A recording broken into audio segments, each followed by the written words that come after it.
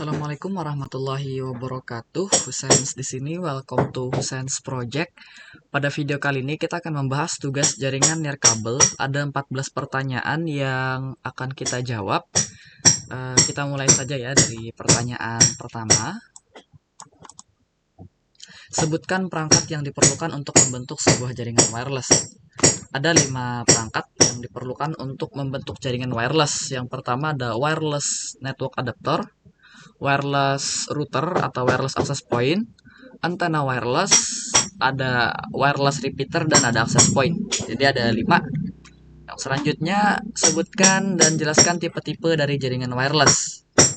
Nah, yang pertama itu ada WPAN atau wireless personal area network. Ini jangkauan areanya paling sempit ya teman-teman, cuma 10 meter. Lalu contohnya itu seperti Bluetooth, Zigbee, infrared, dan lain-lain. Teknologi ini dia menggunakan standar kode 802.15. Tuh. Yang selanjutnya itu ada wireless LAN atau Wi-Fi. Nah, dia jaringan komputer yang manfaatkan gelombang radio dalam proses transmisi datanya. Contohnya dapat dilihat pada Wi-Fi. Lalu dia menggunakan standar IEEE 802.11. Selanjutnya itu ada wireless MAN atau WIMAN. Jaringan ini menghubungkan beberapa lokasi. Dia sekitar 50 km ya untuk jaraknya. Dia sering digunakan untuk menghubungkan beberapa fakultas dalam satu universitas yang tersebar. Nah, jaringan ini mengandalkan gelombang radio dan sensor inframerah atau infrared dalam pengiriman data. Yang selanjutnya itu ada WI-WAN atau wireless WAN. Jaringan ini yang paling luas jangkauannya. Dia dapat menjangkau mulai dari gabungan beberapa satu daerah hingga satu negara. Contohnya itu bisa kita lihat pada teknologi 2G, 3G, 4G, hingga 5G yang sedang dalam pengembangan. Kalau nggak salah itu kita sudah masuki ke 6G ya, tapi cuma di beberapa negara. Nah, yang selanjutnya itu ada cellular network. Ini jaringan radio terdistribusi yang melayani media komunikasi, perangkat mobile seperti HP, pager, dan lain-lain. Contohnya seperti GSM, PCS, dan DMPS. Tuh. Pertanyaan selanjutnya. Sebutkan dan jelaskan protokol yang digunakan pada jaringan wireless. Ada 7, kalau saya nggak salah ingat, itu ada 7 protokolnya. Yang pertama itu ada IEEE 802.11. Ini yang pertama kali dirilis tahun 1997 dan diklarifikasi tahun 1999. Protokol ini bekerja di frekuensi 2,4 GHz dengan kemampuan transfer bandwidth 2 Mbps. Selanjutnya itu ada IEEE 802.11a. Ini merupakan pembaruan dari protokol sebelumnya. Nah, standar ini dia bekerja di 5 GHz. Dia mampu mentransfer bandwidth hingga 54 Mbps. Gitu. Namun frekuensi yang tinggi ini membuat dia frekuensinya tinggi. Jadi panjang gelombangnya pendek. Jadi gelombangnya itu mudah untuk diserap oleh dinding atau benda padat lain. Jadi sering terdistract atau terganggu untuk jaringan yang itu. Nah, selanjutnya itu ada IEEE 802.11b. Ini diluncurkan tahun 2000. Dia bekerja di 2,4 GHz. Kecepatannya 11 Mbps. Menggunakan metode akses yang sama seperti yang didefinisikan dalam standar asli atau 802.11 standar aslinya. Dia juga bisa mengalami gangguan jika ada produk lain yang beroperasi di frekuensi 2,4 GHz. Contohnya itu kayak microwave, Bluetooth, telepon nirkabel, dan beberapa perangkat radio amatir. Lalu ada IEEE 802.11g. Dia bekerja di 2,4 GHz seperti perangkat yang sebelumnya, beroperasi dengan kecepatan maksimum 54 Mbps. Dia merupakan penggabungan antara IEEE 802.11a dan IEEE 802.11b. Dia juga akan mengalami gangguan dari perangkat lain yang beroperasi di frekuensi 2,4 GHz. Selanjutnya itu ada IEEE 802.11n. Nah, dia resmi diluncurkan di tahun 2009. Dia merupakan pembaruan standar sebelumnya dengan frekuensi dual band. Jadi ada 2,4 GHz dan 5 GHz. Standar ini mampu mentransfer data dari 54 Mbps hingga 600 Mbps. Dia sudah menggunakan standar MIMO atau multiple in multiple out. Lalu dua terakhir itu ada IEEE 802.11ac. Dia diterbitkan di tahun 2013. Standar ini memiliki kecepatan hingga 1 Gbps dan bekerja dengan frekuensi 5 GHz. Ada juga perluasan channel width hingga 80 MHz dan 160 MHz. Dengan menambah MIMO itu up to 8 dan high density modulation up to 256. Nah, yang terakhir itu ada IEEE 802.11ax. Kalau istilah sekarang saya sering mendengarnya itu Wi-Fi 6AX. Kalau yang dulu itu Wi-Fi 6AC. Wi-Fi 5 apa Wi-Fi ya untuk yang AC itu kalau nggak salah Wi-Fi 5 apa Wi-Fi 6 gitu. Nah, untuk yang AX ini Wi-Fi 6. Dia diterbitkan tahun 2019, disepakatinya tahun 2021.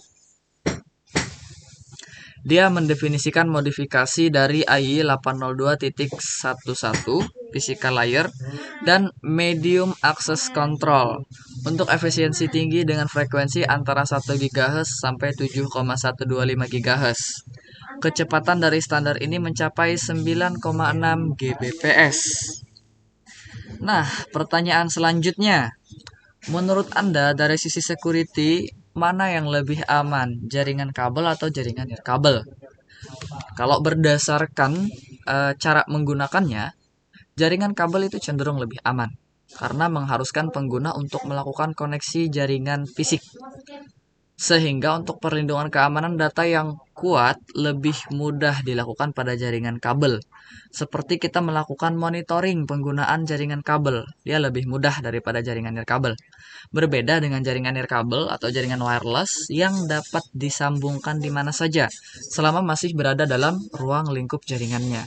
Hal ini akan mempermudah hacker untuk mengakses sebuah jaringan wireless karena dia dapat mengakses jaringan di tempat yang cenderung kurang terawasi secara fisik, walaupun perkembangan teknologi sudah mengurangi potensi itu.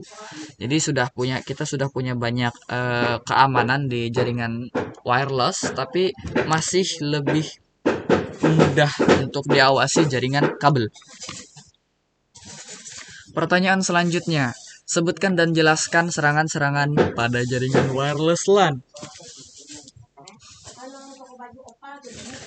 Di sini ada 5 serangan yang saya dapatkan. Yang pertama itu ada jamming atau DOS attack. Nah, ini penyerang akan membangkitkan satu frekuensi yang sama dengan frekuensi pada wireless LAN dengan menggunakan daya yang lebih besar daripada wireless LAN existing. Hal ini mengakibatkan sistem pada wireless LAN seolah-olah mendapat noise atau gangguan yang besar dari luar sehingga membuat komunikasi antara access point dan klien terputus. Jadi dia pengen memutus itu hubungan koneksinya. Yang kedua itu ada man in middle attacks. Nah, penyerang itu akan memotong jalur antara access point dan klien. Jenis serangan ini mirip pada serangan berbasis kabel. Dengan menggunakan sebuah program, penyerang dapat memposisikan dirinya berada di antara lalu lintas komunikasi data dalam jaringan nirkabel. Jadi dia memutus antara access point dan klien. Selanjutnya itu ada web attack atau wired equivalent attack. Nah, penyerang itu melakukan deskripsi kepada jaringan yang hanya menggunakan metode WEP dengan algoritma RC4. Shared key atau WEP itu metode pengamanan jaringan nirkabel. Disebut dengan shared key authentication ya. Ini itu apa ya? Shared key authentication itu metode autentifikasi yang membutuhkan penggunaan WP. Nah, enkripsi WP menggunakan kunci yang dimasukkan oleh administrator ke klien maupun access point. Kunci ini harus cocok dari yang diberikan access point ke klien dengan dimasukkan klien untuk autentikasi menuju access point. Ini untuk web attack ya, teman-teman. Lalu selanjutnya itu ada MAC address spoofing. Penyerang itu melakukan pemalsuan MAC address dengan cara menggunakan MAC address yang memiliki hak untuk mengakses suatu jaringan nirkabel. Tujuannya itu untuk mendapatkan akses ke jaringan atau menyembunyikan siapa identitas penyerang yang sebenarnya. Selanjutnya itu ada roach access point. Penyerang membuat akses point palsu untuk memancing korban menggunakannya. Biasanya akses point yang gratis itu ya, teman-teman. Bukan yang gratis, yang open. Dia nggak kebuka. Nah, itu hati-hati. Saat kita koneksi ke sana, kalau itu jaringan yang nggak dipercaya atau jaringan umum, maka penyerang itu dapat mengakses komputer korban hanya dari WiFi yang open. Jadi hati-hati sama WiFi yang open. Sama yang pakai password pun sebenarnya tetap hati-hati. Selanjutnya sebutkan dan jelaskan kelemahan wireless LAN. Oke. Kelemahan WLAN itu terbagi menjadi dua bagian. Yang pertama itu pada physical layer atau lapisan fisik. Yang kedua itu pada data layer atau lapisan MAC. Nah, untuk lapisan fisik, WiFi itu menggunakan gelombang radio pada frekuensi milik umum untuk semua kalangan dengan batasan tertentu. Setiap WiFi memiliki jangkauan area tertentu yang bergantung pada antena dan power, sehingga tidak mudah untuk melakukan pembatasan area yang dijangkau oleh WiFi.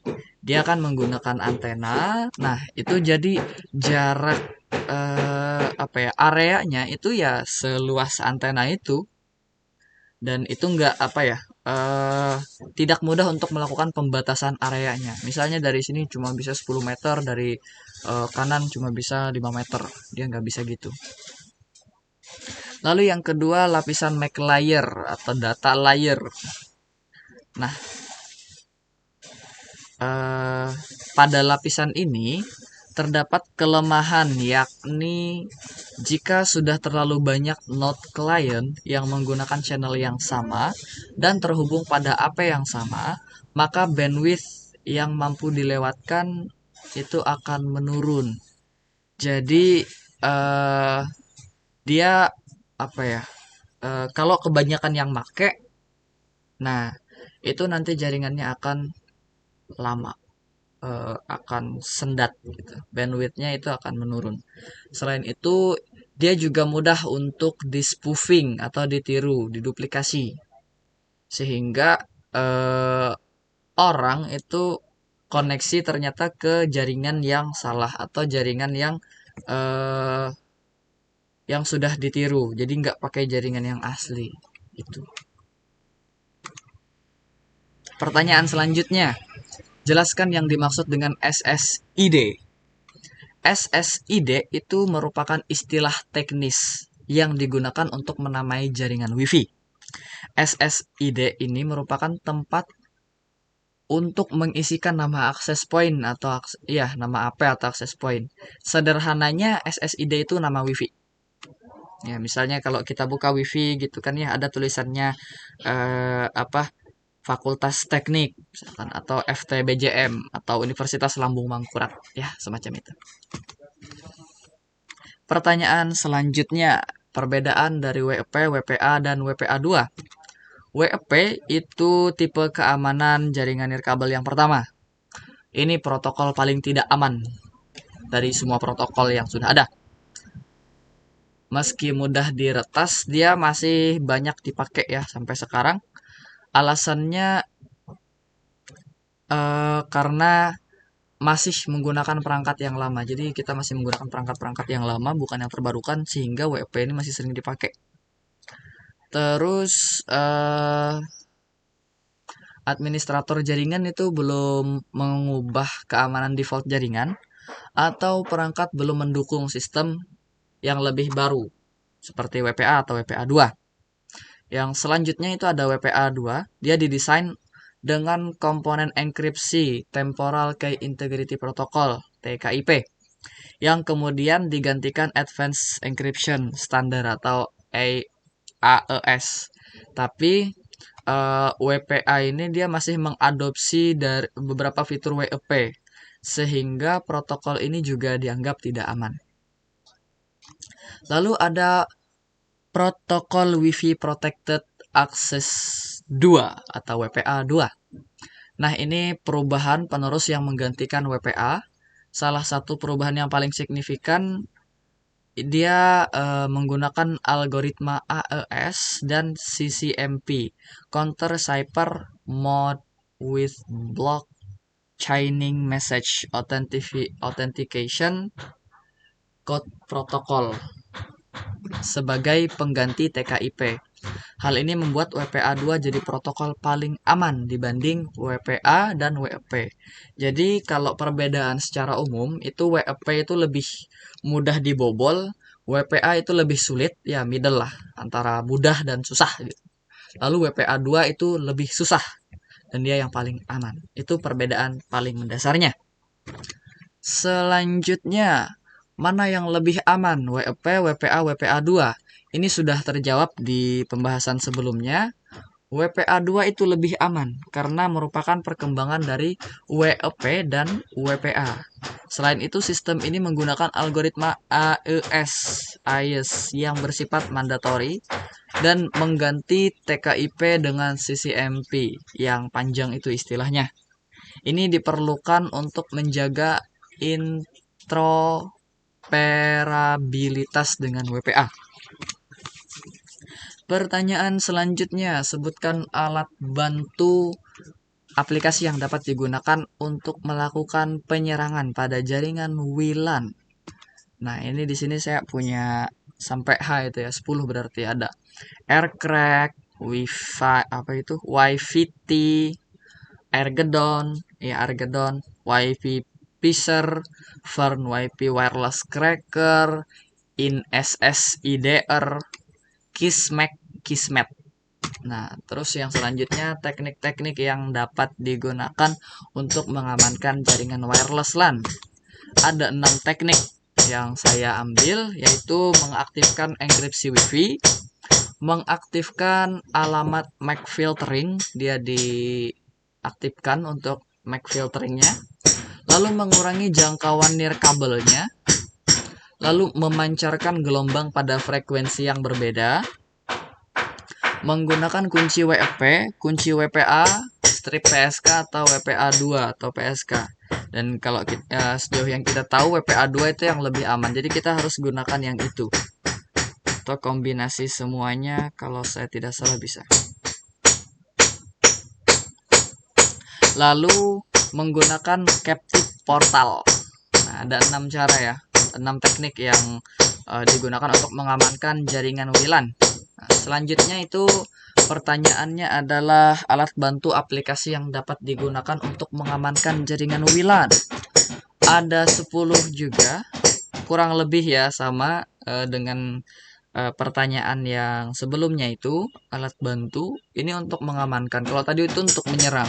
Kalau mengamankan kita juga bisa menggunakan Aircrack, NetStumbler, Kismet, Air Magnet Laptop Analyzer 6, Wi-Fi Defense, High Wall Personal Wireless Security versi 2. Nggak tahu juga harus versi 2 gitu ya. Nah, versi 1 juga ada. Tapi kita gunakan yang versi terbaru. Web Lab, iPeak Wi-Fi Hotspot VPN Security. Ini digunakan untuk mengamankan jaringan wireless, dan sebenarnya itu ada juga aplikasi-aplikasi terbarukan selain dari yang ini. Ada banyak kok, teman-teman bisa cari saja di internet. Pertanyaan selanjutnya, rekomendasi pengamanan untuk jaringan wireless LAN. Oke, ini rekomendasinya itu ada sampai I ya, teman-teman. Kita sembunyikan SSID, lalu memanfaatkan MAC filtering, mengganti password admin secara berkala, itu bermanfaat kok. Terus mematikan SSID broadcasting, jadi kita sembunyikan. SSID-nya kita sembunyikan. Mematikan WAP saat tidak digunakan, menggunakan password yang kuat, merubah standar SSID, mengganti nama SSID. Kita sudah, oh beda ya. Terus memonitor perangkat yang terhubung. Kita bisa mengawasi perangkat mana saja yang terhubung. Jika itu perangkat asing, putuskan. Pertanyaan selanjutnya, alasan kenapa kejahatan di bidang IT semakin meningkat dari tahun ke tahun? Ada beberapa alasan ya, mengapa dia meningkat. Itu beberapa faktor diantaranya seperti kemudahan mendapatkan informasi bagaimana cara melakukan hacking atau cracking. Kita bisa mencarinya bagaimana cara melakukan itu di internet untuk hacking dan cracking. Lalu kurangnya perhatian terhadap keamanan data. Kita cenderung menyepelekan hal-hal yang sederhana. Padahal keamanan data itu sangat penting ya teman-teman. Contoh kasusnya bisa kita lihat di bocornya data BPJS kemarin. Sebenarnya isu bocornya itu sudah lama teman-teman. Lalu kapan dia diangkat menjadi media di media berita, terutama di TV nasional ya, itu pada waktu viral. Nah setelah viral orang pada perhatian gitu dengan keamanan data. Padahal itu sangat penting teman-teman. Pada waktu belum viral dia nggak terlalu dipedulikan. Nah jadi masih kurang perhatian kita terhadap keamanan data. Ya itu ada banyak ya, seperti cara menghindarinya itu ada banyak, seperti jangan download dari sumber-sumber yang tidak dapat dipercaya, jangan menginstal aplikasi yang aneh-aneh ya teman-teman. Itu bisa jadi kemasukan, bisa uh, masuk virus gitu, seperti Trojan dan lain-lain. Lalu perkembangan internet yang sangat pesat sehingga penegak hukum atau rancangan hukum yang mengatur cenderung lambat penyesuaiannya. Itu bisa kita lihat di undang-undang, teman-teman. Undang-undang yang membahas tentang kejahatan cyber, kejahatan di dunia internet. Nah, itu masih terkadang itu rancu atau cenderung lambat menyesuaikan. Itu juga menjadi salah satu faktor mengapa kejahatan di bidang IT itu meningkat dari tahun ke tahun. Oke, saya rasa sudah cukup ya teman-teman. Ada 14 pertanyaan yang sudah kita jawab. Semoga membantu teman-teman memahami mengenai 14 pertanyaan dan jawaban dari tugas jaringan nirkabel yang sudah kita kerjakan. Oke, thanks for all. Kalau ada pertanyaan silahkan hubungi nomor email itu. Email itu, dan bisa dihubungi juga melalui WhatsApp atau di SMS di nomor yang sudah tertera di layar ini. Oke, terima kasih. Saya akhiri. Assalamualaikum warahmatullahi wabarakatuh dan salam pemrograman.